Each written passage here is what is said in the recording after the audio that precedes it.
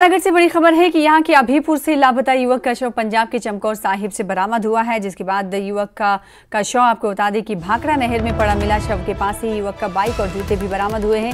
10 दिन पहले युवक घर से दही लाने के लिए अभीपुर गांव से राजपुरा गया था, परिजनों ने बताया है, लेकिन वापस नहीं लौटा। परिजनों ने गुमशुदगी की रिपोर्ट भी दर्ज कराई और अब 10 दिनों के बाद उसका शव पंजाब के रूपनगर जिले के श्री चमकौर साहिब के पास भाखड़ा नहर से बरामद हुआ है। और इस वक्त की अपडेट आपको बता दें कि नालागढ़ पुलिस के सुपुर्द इस युवक का शव कर दिया गया है। पोस्टमार्टम के लिए शव को भेज दिया गया है। इसके बाद कहा जा रहा है कि शव को परिजनों को सौंपा जाएगा। सवाल ये कि युवक किसी हादसे का शिकार हुआ या उसकी हत्या कर दी गई या उसने आत्महत्या की। पुलिस ने शव को पोस्टमार्टम के लिए भेज दिया है, जिसकी रिपोर्ट से ही मौत का सच सामने आएगा।